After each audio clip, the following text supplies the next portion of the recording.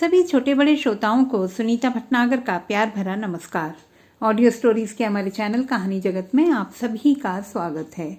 आइए सुनते हैं फनीश्वरनाथ रेणु जी द्वारा रचित कहानी ठेस। खेतीबाड़ी के समय गांव के किसान सिरचन की गिनती नहीं करते।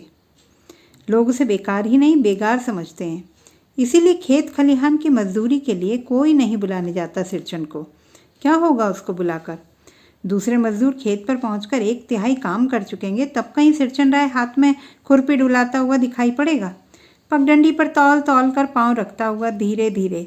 मुफ्त में मजदूरी देनी हो तो और बात है। आज सिरचन को मुफ्तखोर, कामचोर या चटोर कह ले कोई। एक समय था जब उसकी मड़ैया के पास बड़े बड़े लोगों की सवारियां बंधी रहती थीं। उसे लोग पूछते ही नहीं थे, उसकी खुशामद भी करते थे। अरे सिरचन भाई, अब तो तुम्हारे ही हाथ में यह कारीगरी रह गई है सारे इलाके में। एक दिन समय निकाल कर चलो। कल बड़े भैया की चिट्ठी आई है शहर से। सिरचन से 1 जोड़ा चिक बनवा कर भेज दो। मुझे याद है मेरी माँ जब कभी सिरचन को बुलाने के लिए कहती, मैं पहले ही पूछ लेता, भोग क्या क्या लगेगा। माँ हंसकर कहती, जा जा, बेचारा मेरे काम में पूजा भोग की बात नहीं उठाता कभी। गांव टोली के पंचानंद चौधरी के छोटे लड़के को एक बार मेरे सामने ही बेपानी कर दिया था सिरचन ने। तुम्हारी भाभी नाखून से खांट कर तरकारी परोसती है और इमली का रस डालकर कड़ी तो हमारी घरवाली बनाती हैं। तुम्हारी भाभी ने कहाँ सीखा? इसीलिए सिरचन को बुलाने से पहले मैं माँ से पूछ लेता। सिरचन को देखते ही माँ हुलसकर कहती, आओ सिरचन, आज नैनू मत रही थी तो तुम्हारी याद आई।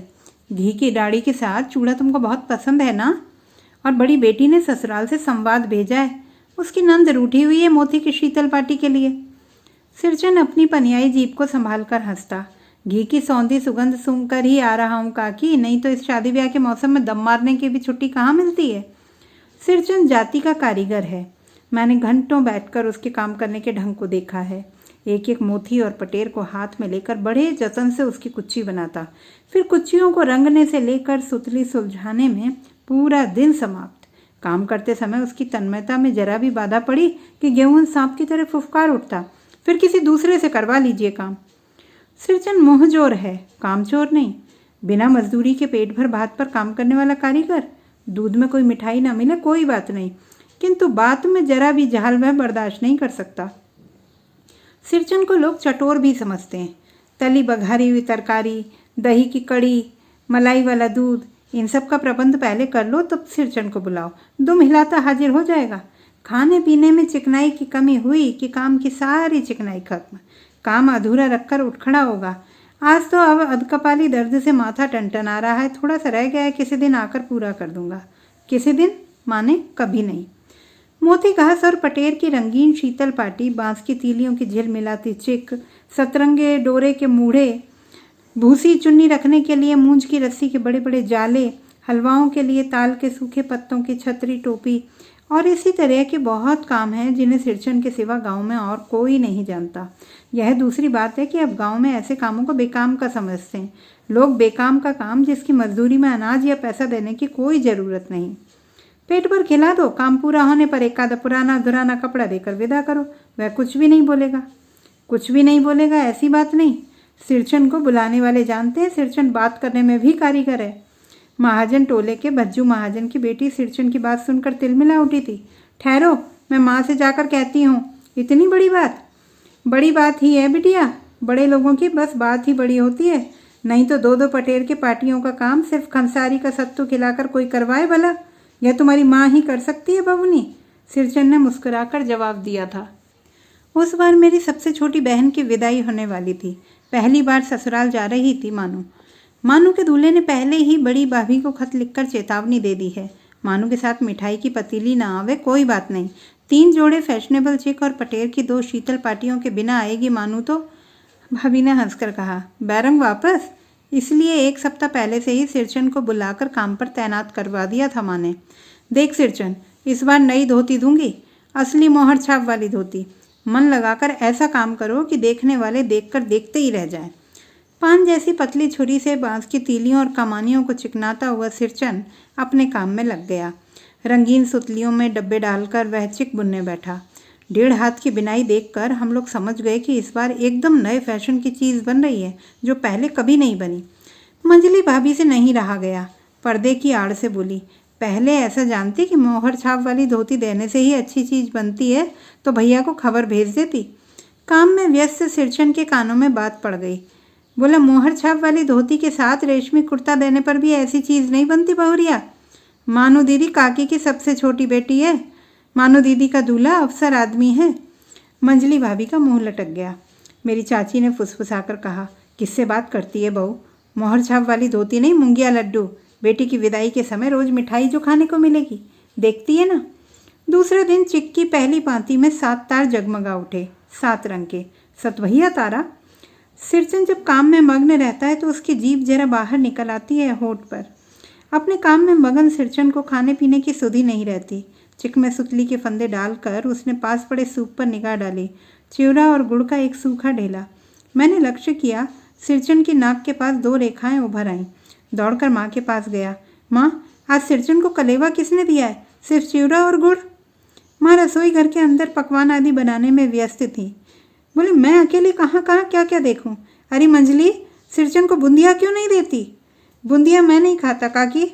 सिरचन के मुंह में चिवड़ा भरा हुआ था।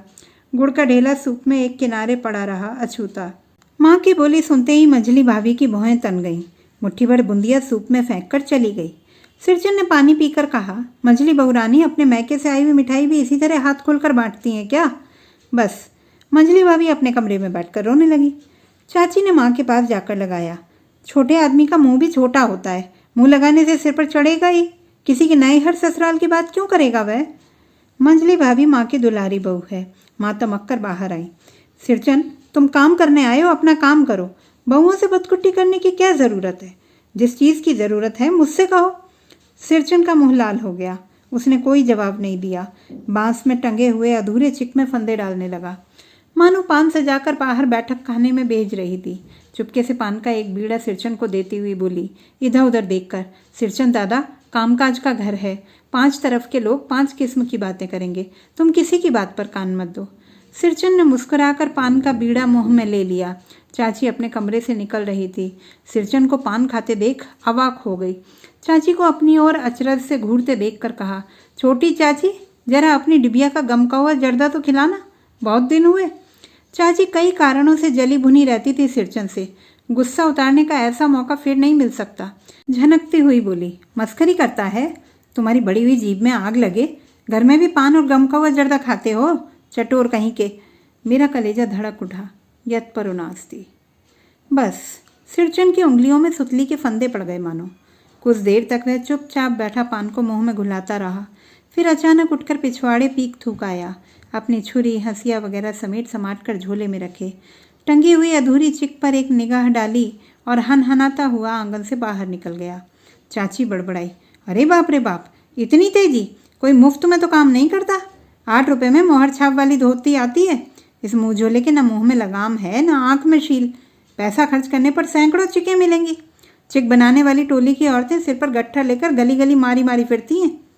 मानो कुछ नहीं बोली, चुपचाप अधूरी चिक को देखती रही। 7 तारे मंद पड़ गए। माँ बोली, जाने दे बेटी, जी छोटा मत कर मानू, मेले से खरीद कर भेज दूंगी। मानू को याद आई, विवाह में सिरचन के हाथ की शीतल पाटी दी थी माँ ने। ससुराल वालों ने न जाने कितनी बार खोल खोल कर दिखाया था पटना और कलकत्ता के मेहमानों को। वह उठकर बड़ी भाभी के कमरे में चली गई। मैं सिरचन को मनाने गया। देखा एक फटी हुई शीतल पाटी पर लेटकर वह कुछ सोच रहा है। मुझे देखते ही बोला, बबुआ जी, अब नहीं। कान पकड़ता हूँ, अब नहीं। मोहर छाप वाली धोती लेकर क्या करूँगा? कौन पहनेगा? ससुरी खुद मरी, बेटे बेटियों को ले गई अपने साथ। बबुआ जी, मेरी घरवाली जिंदा रहती तो मैं ऐसी दुर्दशा भोगता? यह शीतल पाटी उसी की बनी हुई है। इस शीतल पाटी को छूकर कहता हूँ, अब यह काम नहीं करूँगा। गांव भर में तुम्हारी हवेली में मेरी कदर होती थी, अब क्या? मैं चुपचाप वापस लौट आया। समझ गया कलाकार के दिल में ठेस लगी है, वह नहीं आ सकता।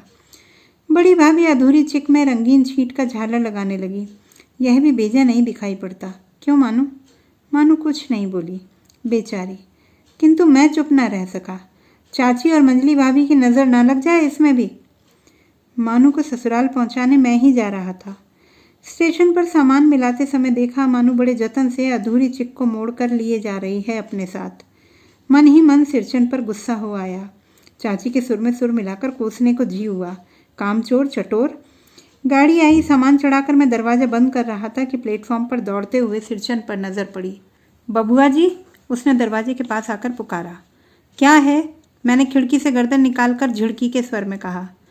सिरचंद ने पीठ पर लदे हुए बोझ को उतारकर मेरी ओर देखा। दौड़ता आया हूँ, दरवाज़ा खोलिए। मानू दीदी कहाँ हैं? एक बार देखूँ? मैंने दरवाज़ा खोल दिया। सिरचंद दादा, मानू इतना ही बोल सकी। खिड़की के पास खड़े होकर सिरचंद ने हकलाते हुए कहा, यह मेरी ओर से है, सब चीज़ है दीदी, शीतल पाटी, चिक और एक जोड़ी आसिनी कुश की। गाड़ी चल पड़ी। मानो मोहर छाप वाली धोती का दाम निकाल कर देने लगी। सिरचंद ने जीप को दांत से काट कर दोनों हाथ जोड़ दिए। मानो फूट फूट कर रो रही थी। मैं बंडल को खोल कर देखने लगा। ऐसी कारीगरी, ऐसी बारीकी, रंगीन सुतलियों के फंदों का ऐसा काम पहली बार देख रहा था।